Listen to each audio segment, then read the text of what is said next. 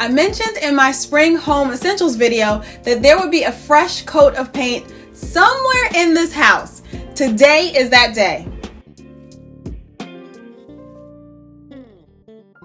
Hey, it's Kim from Martin-MadeTV. Thanks for joining me on my latest video, which is all about freshening up my master bedroom. I have embarked on the journey of freshening up this space to make it more personal and to finish some areas that have gone unfinished for way too long. The area in particular that I'm referring to is the main wall in my bedroom where the bed is placed. I painted this room back in 2019, which I honestly thought it was 2020 that I painted it, but it was 2019 because I tried to look for some before photos and we ran out of paint. Easy peasy, no problem. I went and picked up another gallon of paint to finish the fourth wall in the room, and then I just never did it. I honestly have no excuse. I just never did it. I kind of thought that maybe I would explore making that wall an accent wall, since it is where the bed is placed and it's kind of like a focal point in the room.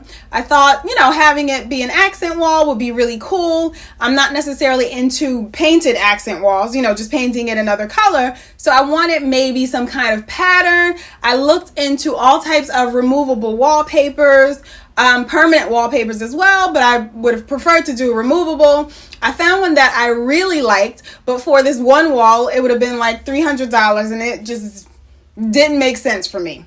So I nixed that idea and then just decided to use the paint that I already have, that I bought to paint this fourth wall, just paint the wall and finish designing it and laying it out the way I originally intended so that it best reflects the people who live here. So that's what I'm going to walk you through today. I really want every space in the house to be representative of us and very personal. And that's where today's sponsor comes in. Today's sponsor is Mapaful. Mapaful allows you to design some custom pieces according to the colors that you might have going on in your space, according to special dates that are in your life, and you can customize their pieces in many different ways to make sure that it's something that truly is personal and truly reflective of you. We'll get back to them in a moment. So getting back to how this project took shape.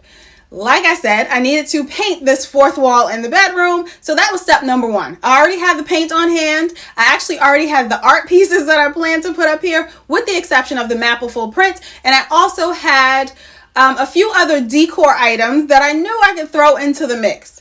I will say that the benefit of having your entire home a cohesive color palette is you can really take bits and bobs and odds and ends from different rooms and use them any place in your house and they look like they go. So that's what I did here. So I had a general idea of everything I wanted on this wall, how I wanted it laid out. It was just a matter of actually implementing it. And so over the course of a weekend, it actually didn't even take a full weekend. I just needed time to allow the paint to dry. That's exactly what I did. So I started out painting this wall early in the morning, and it only took me about 2 hours, and that entailed doing the trim and cutting in along the edges, as well as 2 coats of rolling the paint on. And it took 2 hours just because I needed to allow time for the paint to dry in between the coats. That spot has seriously been haunting me for like the past year and a half or so. I have no idea where it came from. In real life, it actually doesn't look like anything. I can't see it, but I can only see it in photos or in videos. And of course, I've been scrubbing it to death, and whatever I've been scrubbing it with makes it look worse. So I need to figure out a way to get this spot off of my headboard. If anyone has any tips, please let me know. Please let me know down in the comments below. This video just took a turn all of a sudden. I don't know. But please let me know if you have any tips on how to remove that spot, because it's driving me bananas. Now let's get into a little bit about Mapaful. The ordering process through Mapaful was extremely easy. I received my print in a matter of days. I knew I wanted something that centered around our wedding anniversary. Originally, I thought about doing the stars or the constellations, but I felt like the color schemes didn't really align with the vision that I had in mind for the room. So I decided to switch over to a map print that shows where we got married.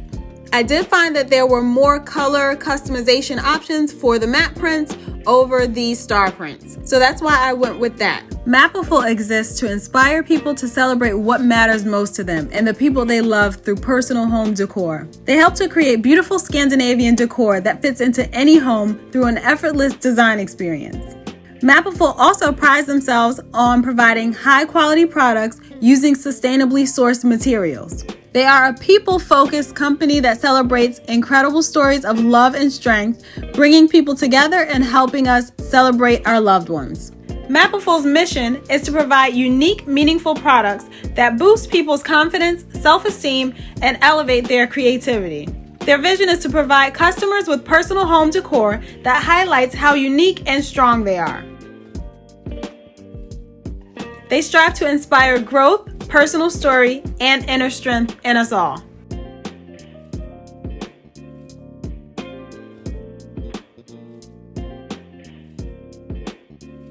When I received the box, everything was well packaged. It had both the print and the frame in the box. And the one that I went for is the 18-inch by 24 inches. When I'm personalizing a space, I like to choose items that hint at personalization. Nothing that necessarily blatantly screams the person's name, but things that hint at fond memories or fond places and locations. You can find out more information about Mapaful at the link down in the description box. Back to where we left off with painting this wall and refreshing this space. While the paint was drying, I actually went ahead and painted the ledges or the art ledges that I'm putting on the wall. These are actually from IKEA, and I don't even think they make this particular art ledge anymore. It's the Ribba variety. I believe they have a newer version, but it looks about the same to me. It seems to be the same exact dimensions and everything. But I've had these in my space in my house for quite a while because I had other plans for them to use them in another space.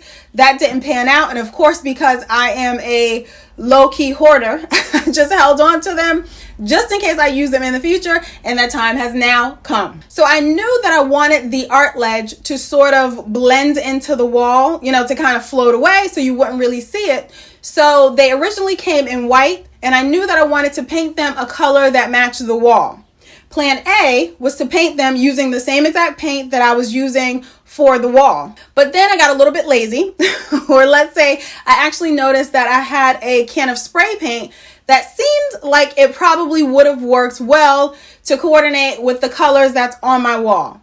And I'll, mention that the color is actually called linen white, and it's a bare paint color. So that's bare linen white. You can find that at your local Home Depot. So that's the paint I used, or that's the paint I planned to use to paint the shelves so that it would match the wall exactly. I found a can of antique white spray paint, but it turned out that the nozzle was blocked, and in my endeavors to try and unblock the nozzle, I just eventually ended up breaking it. So then I had to go back to plan A. The only reason why I didn't want to do plan A was just because I figured spray painting them would be a lot quicker. And it would have if everything had worked out, but it didn't. So I started painting the ledges, and I painted them with primer, one coat of primer first.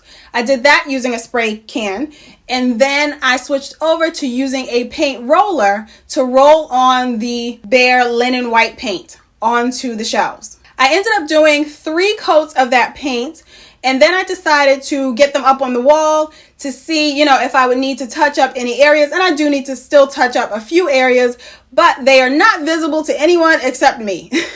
So that'll be my little secret until I get around to touching up those tiny areas, which I will probably do within the next couple of days. And I will say this project did span a weekend, not because of the amount of work involved, but because of the time we needed to allow the wall to cure, the paint to cure on the wall, and for the paint to cure on the shelves before putting them up on the wall. So we waited about 48 hours in between painting and putting things up on the wall. So that was the majority of the time that it took to pull all of this together. Once the wall was painted and the art ledges were installed on the wall, now it's time to style everything. And this is my absolute favorite part. And in gathering all of the art pieces that I wanted to use for the wall, I really shopped my house.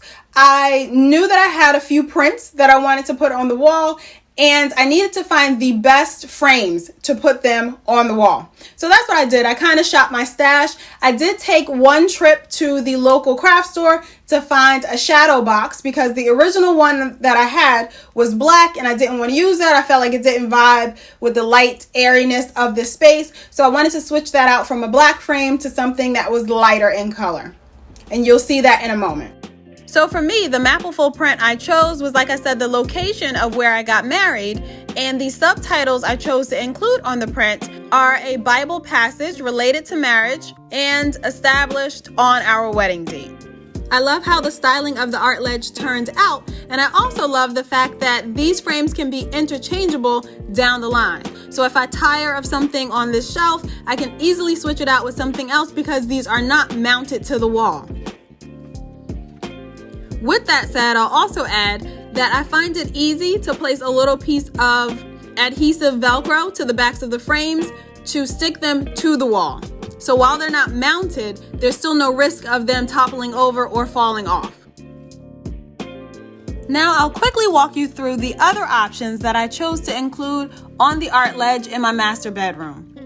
This one is a print that I picked up from Juniper Print Shop. I ordered it through their website and it's sized at 16 by 20 inches if I'm not mistaken. The next one I decided to put in here is also a frame from HomeGoods, but inside of that frame I actually printed out the lyrics to one of our wedding songs. The next item I put on the ledge also refers to music and our wedding. It was one of the songs that we played at our wedding, and it's an actual record of that song. I didn't want to overcrowd the space too much, so I left it there.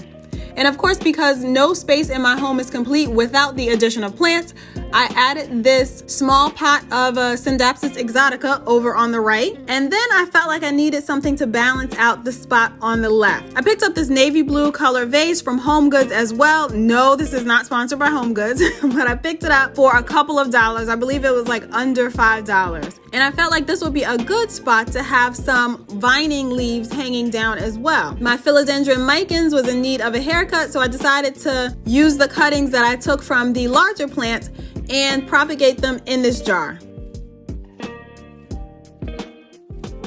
Here is the full space laid out and I absolutely love it. If anything, this has taught me a few things. This has taught me not to procrastinate. I already had the plan laid out. I had the project in mind. I had the timeline figured out. Everything was laid out. It was just waiting on me to actually complete it. And I was just procrastinating. I had no good reason. I was just procrastinating. So as long as your plan is figured out, don't wait. Just do it. Just knock it out. Like I said, it took us about a weekend, and that was just because of drying time. So when you really factor in all of the work time that went into this project, I would say 4 hours tops. And the fact that I held off on it for so long is absolutely ridiculous. So that is one thing I learned. Don't procrastinate. Just follow through on the project. Now that it's complete, I feel like this space is so much more representative of us. And it's a space that I truly love. The wow factor, I still haven't gotten over the wow factor. It's been a few days since everything's been installed, and every time I come into the room, it's kind of like Christmas morning. I'm looking over to the side because I want to see it again. I want to be wowed again, and it does it every single time. And that's another key in developing a space that is personal to you. You want to be wowed. You want to be excited every time you look at it. That way, you'll be excited to just be in the space and be surrounded by things that are 100% you. I am so in love with how this master bedroom refresh turned out. I absolutely love it, and it encourages me to do the same thing in a few other areas of my home. Some of those projects I've already started and just haven't completed yet. Others I could just start and get done in a matter of hours or a weekend at the most. So that is extremely encouraging. For any of the items I've used here today, I'll try to link everything down below. And of course, if there's anything I forget or anything I didn't mention, don't hesitate to ask me in the comments and I'll get right back to you. Thank you so much for watching today's video. Be sure to like, comment, and subscribe, and I'll see you in the next one.